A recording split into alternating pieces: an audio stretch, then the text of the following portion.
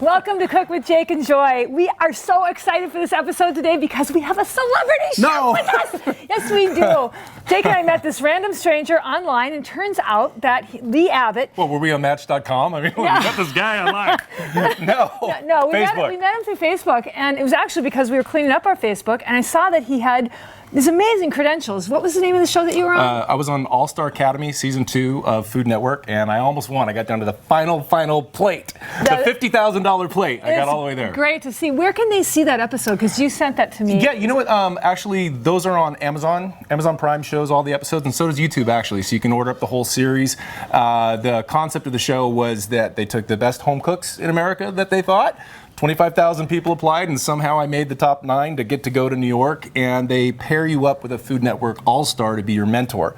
So I was fortunate to get Iron Chef Alex Gornishelli as my mentor, so that was a gift of a lifetime. It was amazing. That's so much fun, and we are just Jake and I are just so honored that you would be willing just to come over to our little house and shoot with us. I have wine. Yeah. Sure, I'll come over.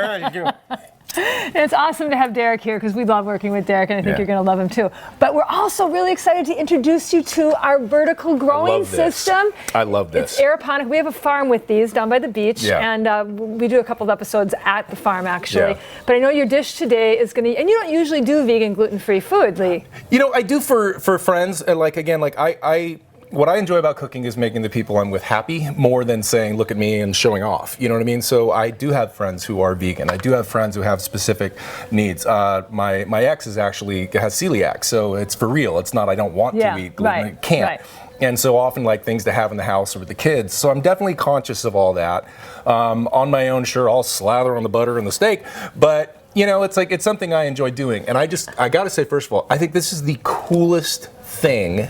This idea so that anybody can have fresh, because that's just so awesome. Herbs. I mean, look at this. Chefs love this because if you go out and buy all these greens, like if you buy chard or kale, or especially getting into the herbs, like we've got oregano growing along with the Johnny Jump Ups. But if you know what happens when you buy herbs is you use a little bit of them and then they turn to mush in the bottom of your refrigerators. So we can come out here and pick. Not only are they the freshest and the best, and they don't turn to mush in your refrigerator, but also nutritionally. And I know that that's that's my forte. I'm not a chef by any means. But nutrition matters to me too. I mean, that's everything. I mean, like I've got children, you know, I mean, to make sure that they're getting all their nutrients. And so being a chef is nice to be able to, quote, disguise healthy eating. Yes, and the freshest stuff you can get is the most nutritiously dense. Absolutely. So that's so awesome. So we love this, and chefs love this. Yeah. And if you guys want more information about this, you can just drop us a note and we'll send you a link that you can get more information about how you can have your own vertical growing system. She's even growing anise here. She's like, this is like real licorice. I mean, right here you've got fennel happening.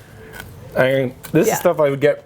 Oh my God. Yeah, no, it's fantastic. That is so phenomenal. good. Phenomenal. Forget going to the grocery store for fennel. It's right there. The arugula is off the hook too. But I digress.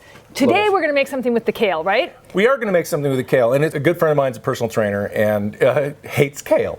And so her Facebook post was, can anybody tell me anything good with kale in it? I know it's good for me, but I don't like it. So I'm taking that up as a challenge. Cool. I'm doing a little bit of a riff on a pasta dish I love to make for my kids that's a lemon pasta. So instead of a red sauce, it's a lemon flavored pasta.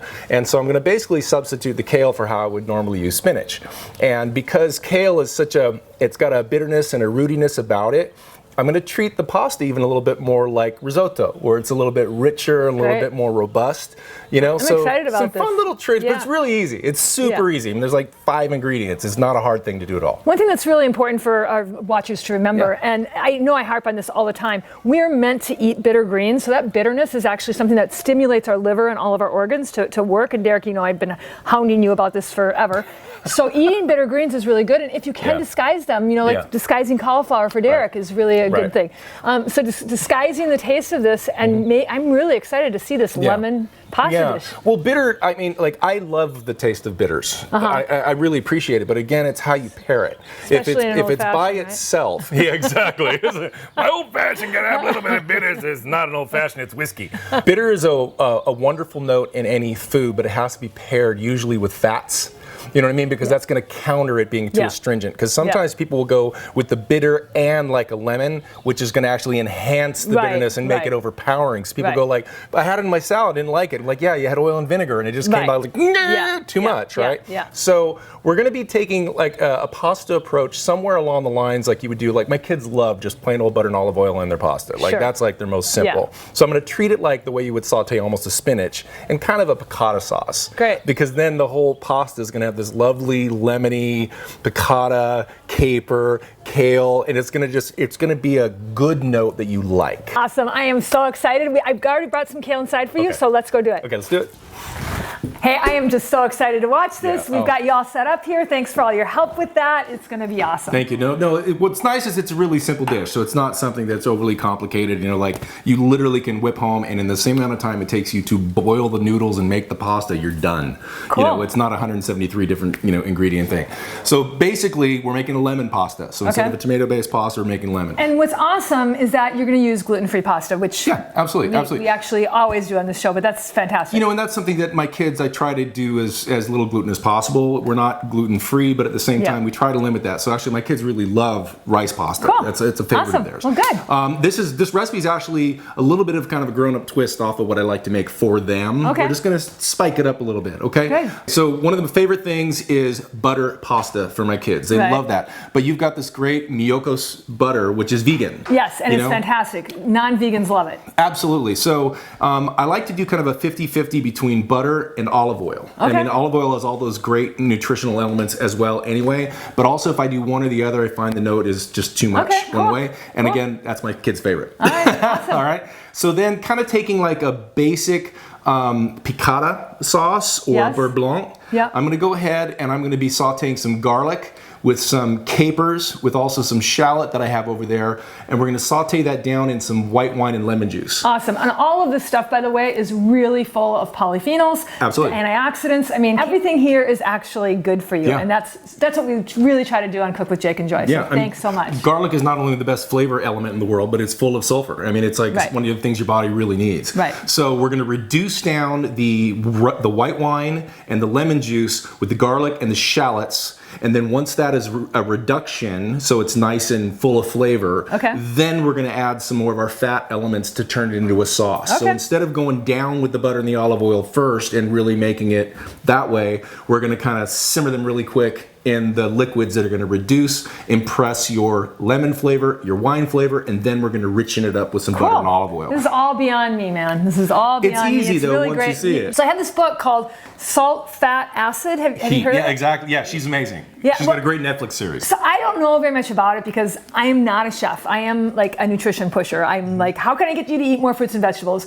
I started this show because there are no vegan and gluten-free cooking shows. No. And it was kind of by accident. I like started doing this just like with my iPhone, and then I met Derek, and every time I would make something, I would F it up. Just like I poured tomato soup over my iPhone. I like couldn't get the food processor top on, and it was hilarious, and people loved it. Yeah. But I was also pushing this valuable information to people, like you can get more plants in your diet. Not everybody that watches our show is vegan or gluten free, but if they can make like one dish a week, even that's better for them. Absolutely. Yeah. So, I mean, getting more plants in your diet is important, and also like how do we sneak it on our kids? Because like my kids don't want to eat straight broccoli. But I love that you're bringing, like, I would like to be a chef like you.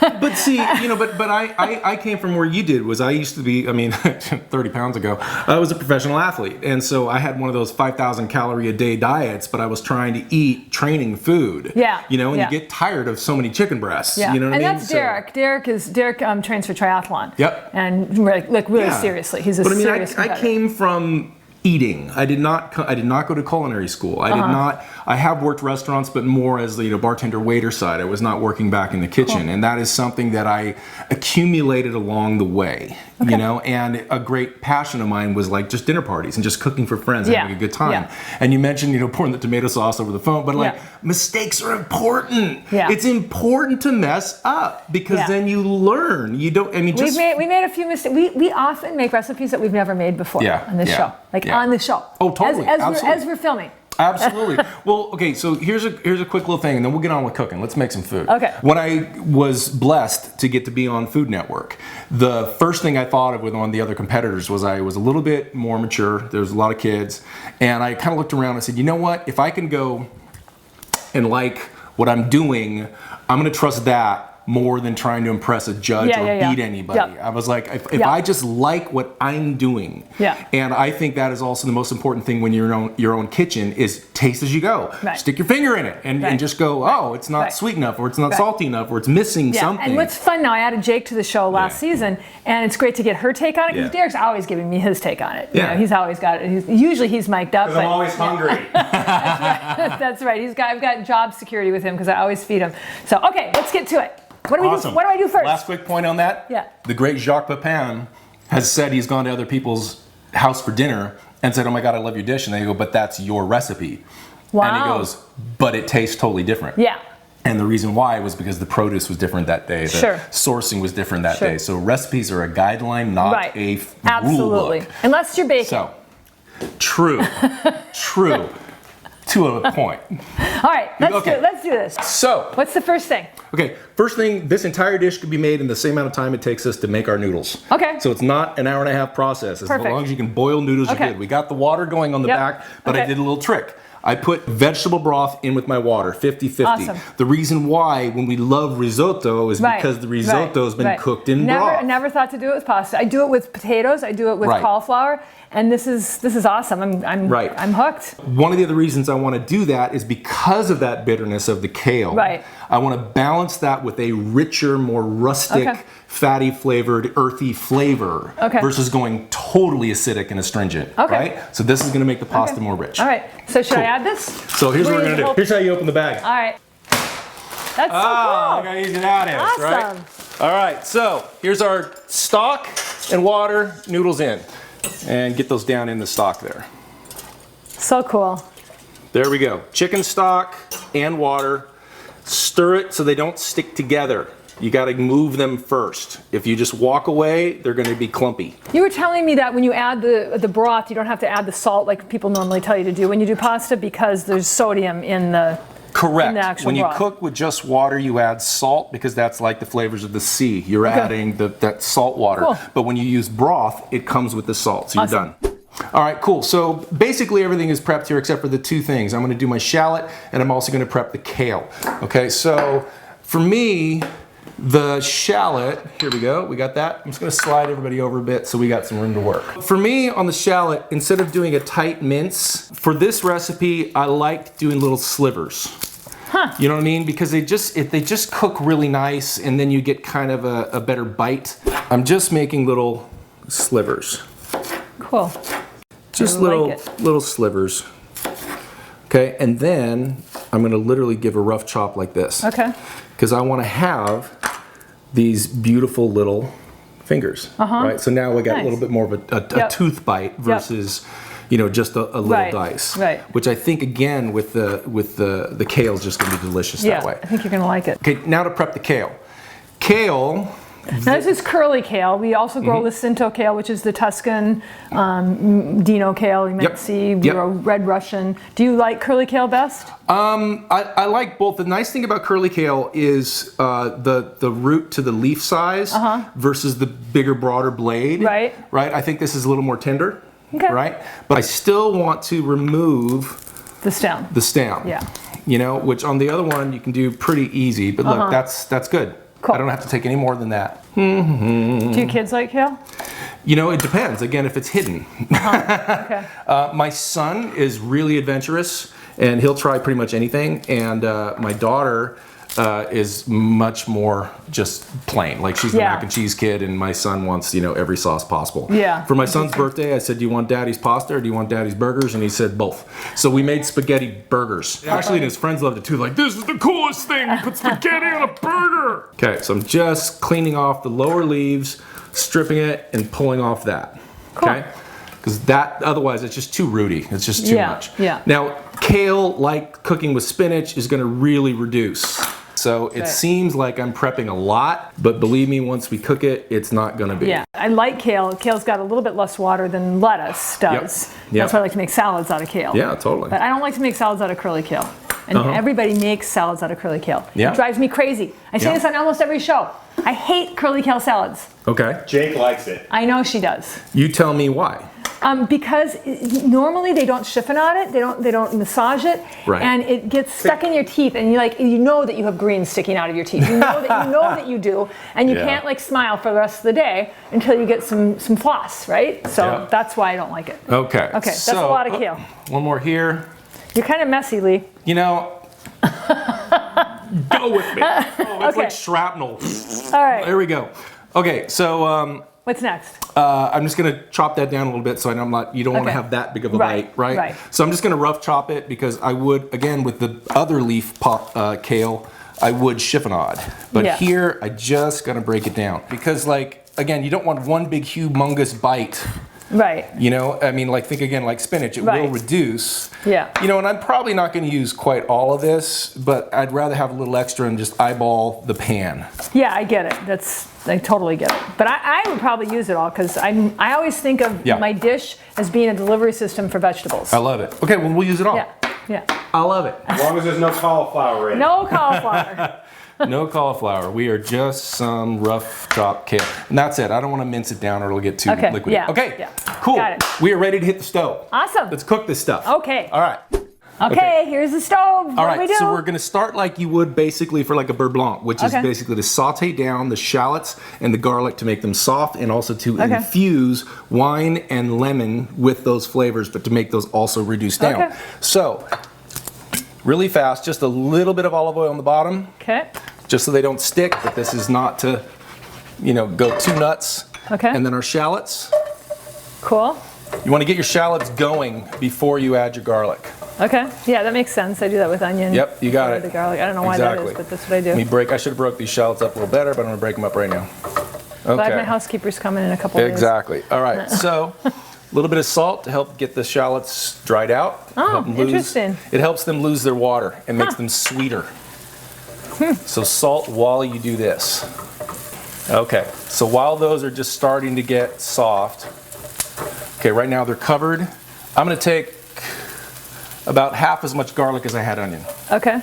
Okay, I think that's plenty.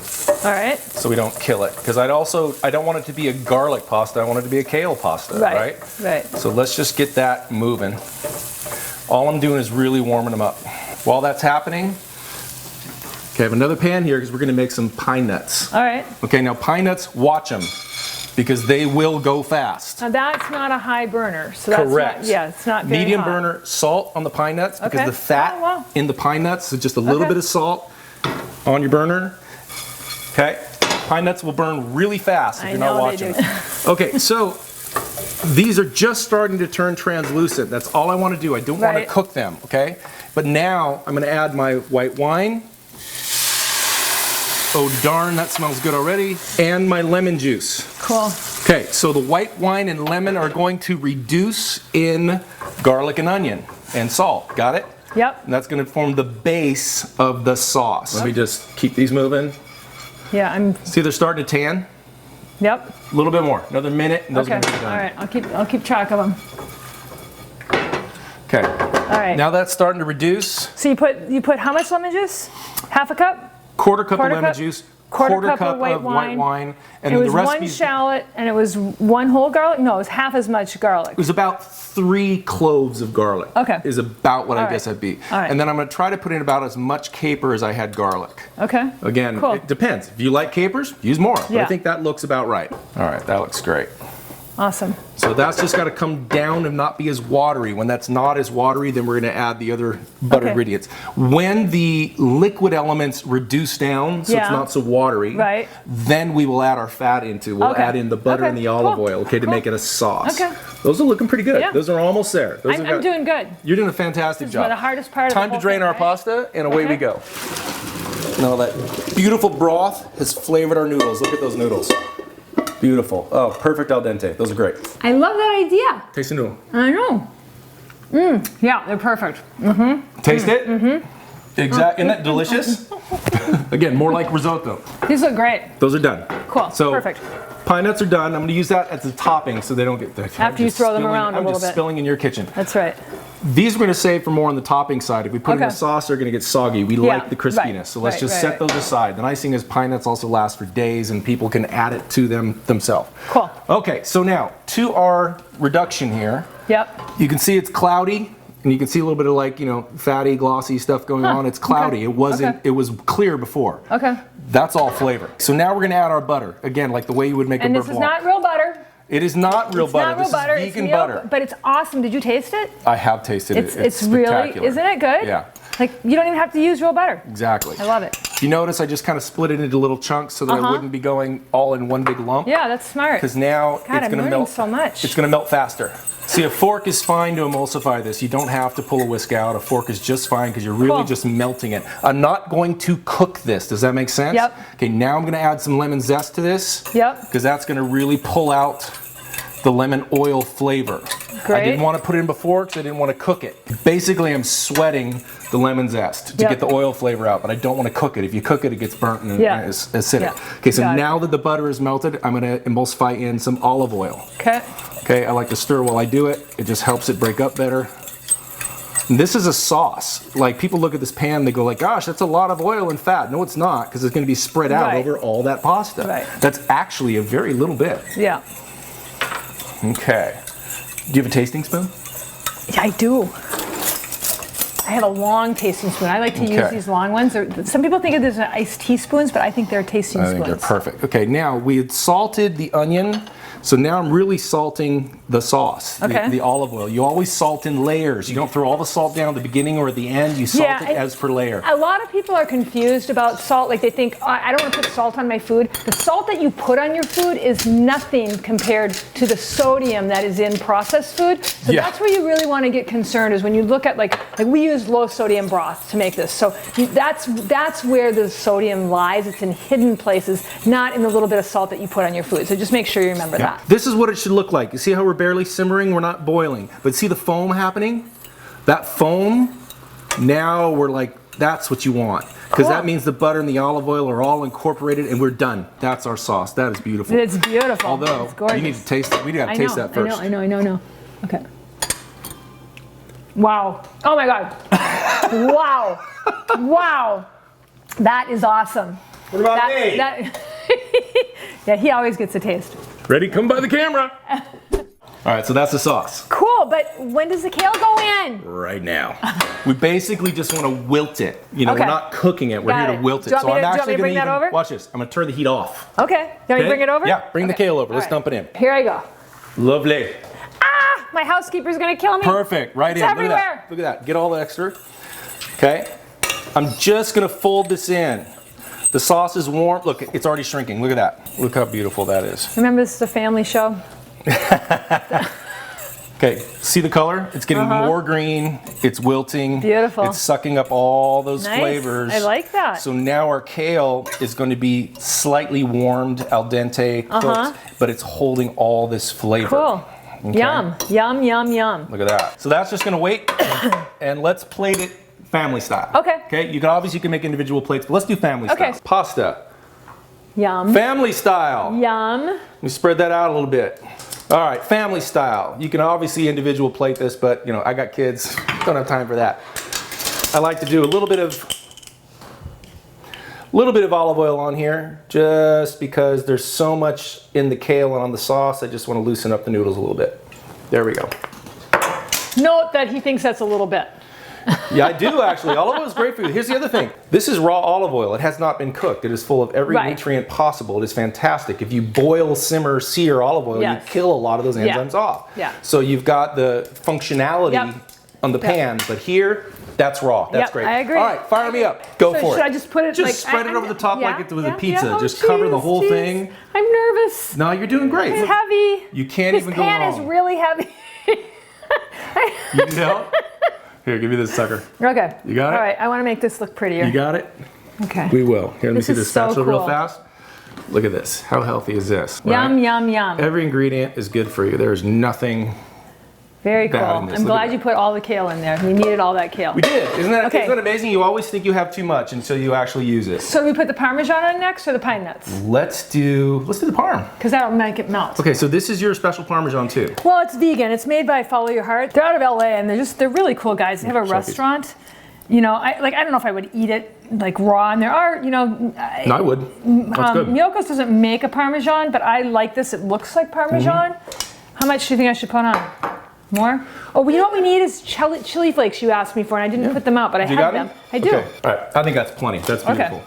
All right, now look, our beautiful pine nuts. Cool. I don't even need all of them, but I'm just gonna shake a little on here. Okay. We've done segments on pine nuts, and do you know that pine nuts are actually seeds? I do know that. And Isn't that cool? Even though they're really high in fat and calories, they have an element in them that lets people lose weight. It has a satiety thing. Yeah. So it's amazing. I'm gonna go grab some chili flakes because you had asked me for those and I forgot to put them on. While you do that, I'm gonna throw some little lemon wedges down on here just for a little bit of pretty, and also just like when we serve, it just looks nice.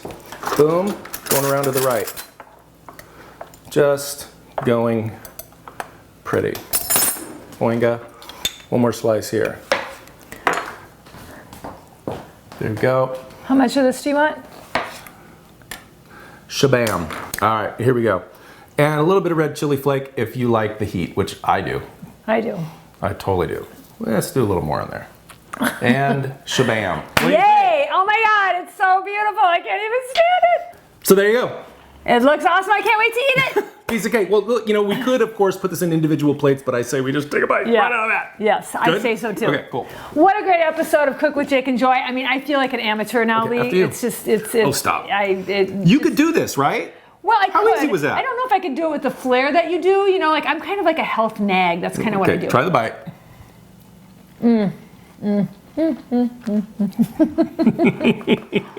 So good. Good? Yummy? So delicious. Taste the kale? It's really great. Kale didn't get overpowered. It's still fresh.